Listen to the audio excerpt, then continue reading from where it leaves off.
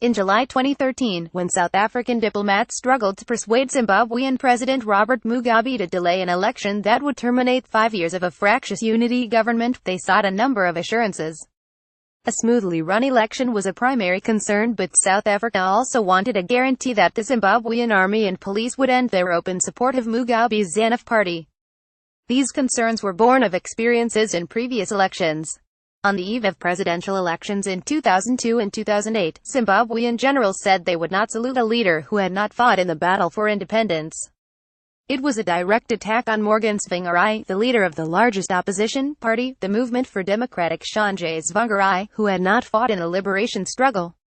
Tsvangirai and others in the Zimbabwean opposition have long accused the military commanders of working to ensure that ZaNuPF remains in power. Now, 4 years after South Africa sought those assurances, the army has intervened directly in the ZaNuPF battle to succeed Mugabe, coming out in support of ousted Deputy President Emmerson Mnangagwa. President Jacob Zuma has sent Minister of Defense and Military Veterans Nosiviwe Mapisa-Nqakula and Minister of State Security Bongani Bongo to Zimbabwe to meet Mugabe and the Zimbabwean Defense Force. In a statement released on Wednesday, Zuma reiterated a call for common restraint and for the Defense Force to ensure that peace and stability are not undermined. The statement further noted that Zuma had spoken to Mugabe, who indicated that he was confined to his home. Sithambile Mbete, an international relations lecturer at the University of Pretoria, said, because of the large movement of Zimbabweans between the two countries and the two governments' close relationship as liberation movements, South Africa has an interest in ensuring peace and stability in Zimbabwe. This is something that has been planned and thought out. I don't think it could be done without the knowledge of the South African government, Mbete said of this week's events. She said Mnangagwa was allowed to enter South Africa after he was fired and was then allowed to return to Zimbabwe after the military made its move on Tuesday, suggesting that South Africa had some knowledge of the developments. Although the South African government has often been criticized for its apparent strategy to maintain the status quo in Zimbabwe, Mbete said the Southern African Development Community SADC would not have been happy to have Mugabe's wife, Grace, succeed him. It's unlikely that SADC leaders are behind the Grace faction in ZaNuPF more than any other ZaNuPF faction, she said. Meanwhile, the chairperson of the African Union Commission, Musa Faki Mahamat, urged everyone involved to deal with the situation in accordance with the Constitution of Zimbabwe and the instruments of the O. The head of the O, Alpha Condé, said in an interview with French journalists in Paris, "We demand respect for the Constitution, a return to the constitutional order, and we will never accept the military coup d'état. We know there are internal problems. They need to be resolved politically by the ZaNuPF party and not with an intervention by the army," added Condé, who is also Guinea's president. Speaking in the House of Lords on Wednesday, British Foreign Secretary Boris Johnson suggested that the fall of the Mugabe regime may open the door for Zimbabwe to rejoin the Commonwealth. Wouldn't it be wonderful to see Zimbabwe become part of the Commonwealth again? It would be an absolutely wonderful thing, and that's what we should work for. But he insisted it would be up to Zimbabweans themselves to determine their fate.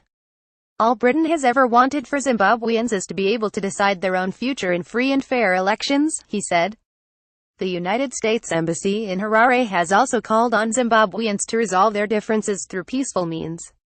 The U.S. government does not take sides in matters of internal Zimbabwean politics and calls for an expedient transition to democratic, civilian order, a public statement said. The situation is still confused and misinformation is rife.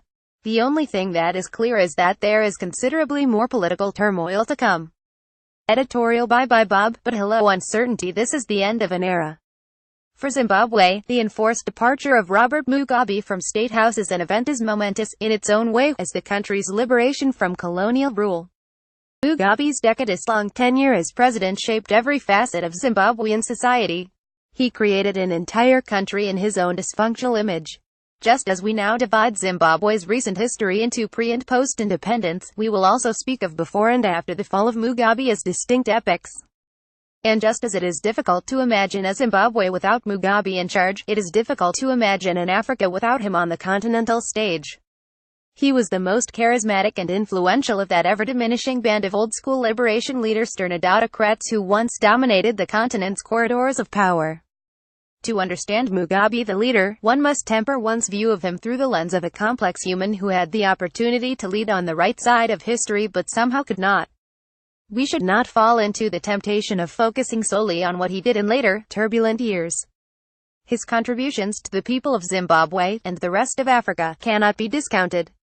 To many of us, Mugabe stood as a testament to following through on post-colonial promises of decolonization and standing up against predatory Western governments and white minority rule. He did great things, but was eminently fallible. With him gone, we can dare to dream that dictators and presidents for life are mere relics of Africa's past, and not its future. But as much as we may celebrate Mugabe's fall from grace, we must be equally concerned with how that fall was achieved. This is not a revolution. It is not an Arab Spring-style people's rebellion, even if few Zimbabweans will truly mourn Mugabe's exit. It is a military coup.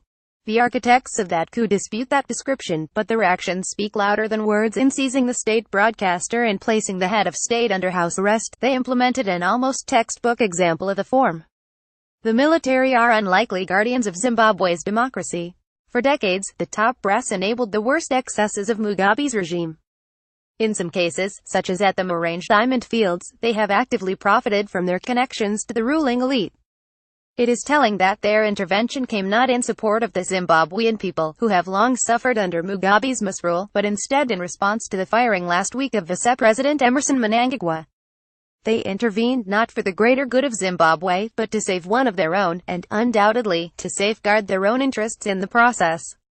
In the process, for better or worse, they have toppled Zimbabwe's constitutional order. They have also set a dangerous precedent for the future. Part of the reason the African Union takes such a strong rhetorical line against military coups is that it is easy for one military coup to lead to another. If the army becomes accustomed to overthrowing heads of states it does not like, then what democracy can be safe?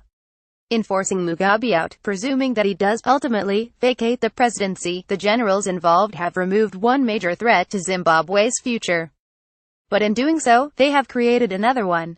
As tempting as it must be, Zimbabweans cannot let down their guard just yet. Post published and featured.